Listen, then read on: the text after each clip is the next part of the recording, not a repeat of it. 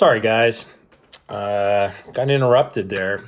Internet connection, as good as it may be, snagged on me. So, using my phone, probably should have done that in the first place. Sorry, I wasn't able to tag you all before I want to get this started again. So, let me start all over again. So, today I'm coming at you, and thank you, Phil, for watching this. I'm coming at you today. I shared the thought that, I've used the phrase, I'm just a man walking the earth doing the best that I can. And that is usually in response to, frankly, someone taking a family member or a friend, someone who cares about me, a jab at me because something that I was trying to do didn't work out. And so they jabbed at me, and my response is, hey, I'm just a man walking the earth doing the best I can. Jabs are okay. Jabs are good. When someone's slamming you for stuff, that's not cool. Don't listen to it.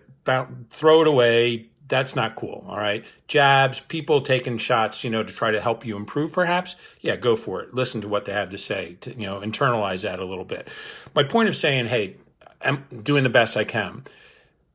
And the honest reality is, am I doing the best I can in all things that I do?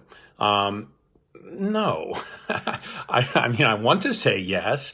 My ego wants to tell me yes, but no, the reality is there's definitely room for improvement. So, everybody, we ought to take a look at that and be a little bit honest with ourselves. As managers within a dealership, especially now, it's the new year. We're 8 days in. Some people made their New Year's resolutions, and I'm sure there's some people who've already stopped and quit on that. I get frustrated when I watch other people just bring people down, hack on the fact that, New Year's resolutions, blah, blah, blah. I knew that person wasn't going to make it. Really? That's the best you've got? You're not willing to help that person do better? Come on, man.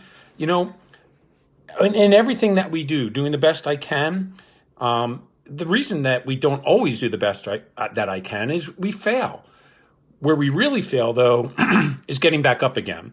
You think about it in this most simplistic way to look at things. You look at a baby. They begin to crawl and they crush on the floor, right? They stumble, they fall on the floor, right? But we encourage them. We encourage them to continue that effort to crawl. And it's the same then when they learn how to walk. They walk, they fall, right? But we don't let them stay there. We reach out and we help them. We encourage them. We do everything we can to help them walk.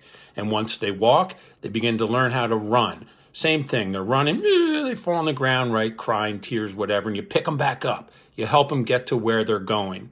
That is part of being the best that I can, is helping others. So as managers within auto dealerships, because primarily AutoMax assists automotive dealerships, RV dealerships, and power sports stores, and then agencies outside of all that, staff all positions.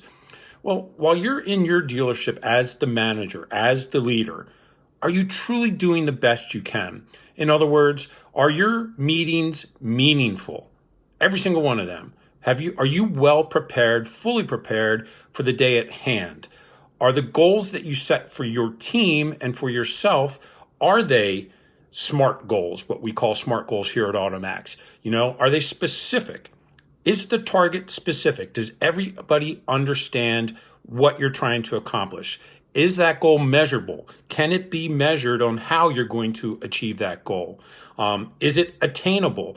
Over the weekend or over the holidays, I saw a thread where a manager, I don't know if it was auto, I don't know the industry, but was asking whether or not they should compensate an employee for getting to within 0.4% of the goal. And this is the only person that was able to get even that close. Nobody else in the entire organization on that sales team came anywhere close to reaching the goal.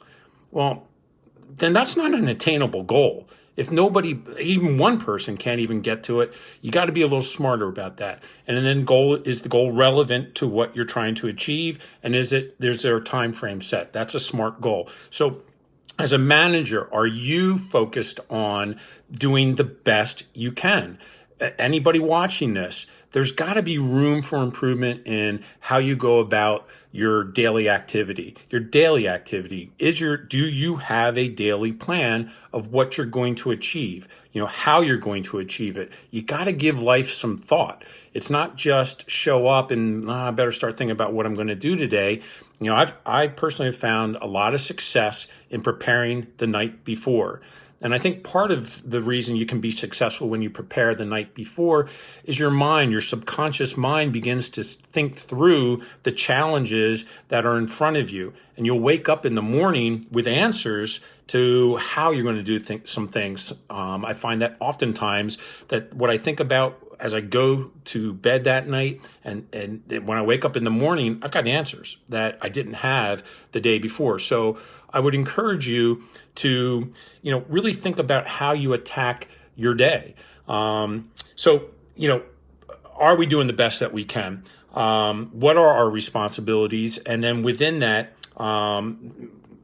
reach them, go for it. Glenn Wilkins, I thank you. I thank you for watching. So let me look at here something else that I had written down. Life is about relationships. And this is where I want to talk a little bit about, the trainers, men and women, the interviewers, the recruiter trainers that work with our company that come to your dealership to assist you with the staffing process. Part of are you doing the best you can is how do you go about that whole hiring process for a dealership? We all know we need people, and we all know that this industry, frankly, suffers from a bad attitude about people. People, how they look at us and how they perceive us within the auto industry, and frankly, how we look at people that want to come and work with us. We're not the most welcoming group of people working at auto dealerships. It's the truth, okay? So we've got to begin to take a look at that and find ways to start to change that. And part of that is the actual interview process. When you're about to interview somebody, are you giving them your full attention? Are you giving them the best I can be, right? By that I mean, you're interviewing them. You're not still having what's going on in the back of your head about something else within the dealership while you're trying to interview. Your attention's divided. That's not going to work, right? You're not going to be able to fully hear or see subtle signs within that person's interview that'll help you make a good decision. So that's part of it. Are you interviewing that person in the same professional manner, the same very similar interview as the next person or the person before them? Or are you allowing some of your prejudices, your preconceived notions about people, the way they wrote out their resume, what's on their resume, perhaps their physical appearance, how they're dressed, how they look? Are you allowing that to cloud your judgment and making your decision for you? Is the room that you're going to do the interview, is it actually a room with privacy where it is uncluttered and you can focus on that person? So are you setting yourself up for success in your interview process or not? Are you interviewing that person on a timely basis? You said you're going to have a scheduled interview at 11:10. It's 11:10. Are you in that interview room with that person, or do they have to wait a little bit until you can clear up what you need to do to actually get out and talk to them? Are you distinguishing yourself in some manner that separates you from all the competition? And folks, the competition isn't just other auto dealerships. It's everybody else that's looking to hire. And in today's world, people are offering employee opportunities to people that are pretty doggone good, impressive, meaning that, the days of expecting slave labor, of working hour bell to bell to bell to bell, and you're going to get only 100% commission, that doesn't work anymore. There's too many other opportunities for people to get into. So you're not just interviewing and trying to hire somebody versus another auto dealership. You're hiring for other industries. So what are you doing during that interview process to truly distinguish yourself?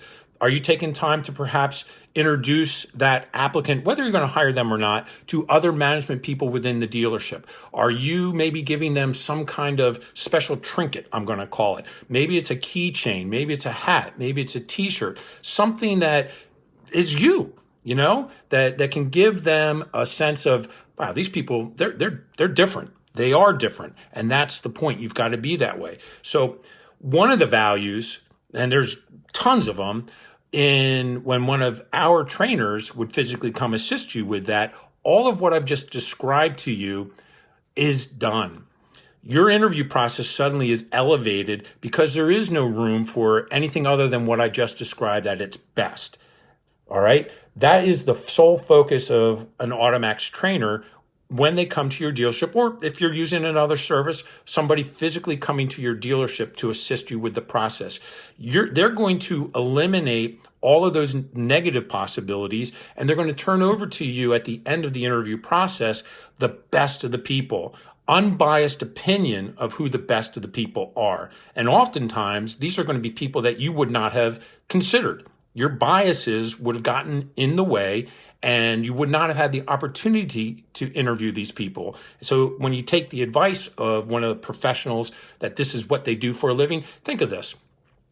In, I'm going to say 2 weeks' time, any one of the AutoMax trainers that would come to your dealership have already interviewed more people in just those 2 weeks, the first 2 weeks of this year, the week of the 6th now and this week coming up the 13th, will have interviewed more people than you're going to interview in the entire year. So they're bringing a level of experience, of knowledge, of process that you can't match. So there's tremendous value. And then if you want additional help with the onboarding process, that's available to you through the trainers. It's also available if you need additional training. How are you going to, we often ask dealerships, and it's a fair question, what are you going to do with these people after you've hired them? For real, what are you going to do with these people after you've hired them? And we'll hear all kinds of glorious things. We're going to do this, we're going to do that, we're going to do this. How? How are you going to do all those things when you can barely interview properly? And it's not because you're not intelligent. It's not because you don't want to. You don't have the time, more often than not, to actually do that. So if you can't do the interview process in a timely fashion, then there's no way you're going to do the training process, because you may not even have an actual curriculum, a true up-to-date curriculum of how to communicate. So the time it takes to spend uninterrupted in developing the talent that you've now hired, that is, again, the value of what we call recruiter trainers at AutoMax. They'll interview, they'll help with the hiring process, and then they'll help with the training and development process. So I'm going to go back to the beginning of, am I doing the best I can? And my assumption is no, I don't think everybody, every day, every moment of every day is truly doing the best they can. I'd love to say that I am. I'd love to say that everything I do all day long, every day is the absolute best that I can provide. No, man, I'm a human. I fail. All right. I'm just a man walking the earth doing the best I can, but I can still do better. And I believe that your interview and hiring training process can be better. Whether you do that on your own or you take some advice from us, that's up to you. So that's kind of a little bit for today. I'm sorry about the earlier interruption. Our company is here to help. We've assisted, it's 170,000 some people gain employment within the automotive industry. We've been doing this for 23 years. We have a level of expertise that is unmatched. We have an advertising structure process that produces a larger quantity of quality applicants every single time. And if it didn't, we would stand behind that and make it right every time. So hopefully you can gain a little bit from what I've shared with you. I look forward to talking to you again next week. I would keep an eye out for information being shared on social media platforms, LinkedIn, Twitter, Instagram, Facebook. All right, from the trainers themselves. You're going to see a lot more than what they had done in the past, where they're going to be able to share some real relevance in regard to what they do. And meaning, there are so many people that we've come in contact with, that we have helped dealers hire into their stores, that have become extremely successful. There is a reality that not everybody's going to make it. Unfortunately, that is the reality. And staffing is an ongoing opportunity. It's not something where you can staff and, okay, now I've filled my sales team, or no, it's not going to work that way. You're going to have to continue the effort. So whether, again, we can advise you and help you with that and set up and schedule interviews for you, and you handle it on your own, or you come to us and have one of our folks come out to you, whatever's going to work best, we're willing to do. So I thank you. I look forward to talking to you guys again. Ernie with AutoMax Recruiting. You can use my cell, 609-432-7309, so that you can text me if you have questions or need information. You can reach out via Facebook, just message me. Any other way you want to get a hold of me, we are available. So thank you, and I'll talk to you guys again soon.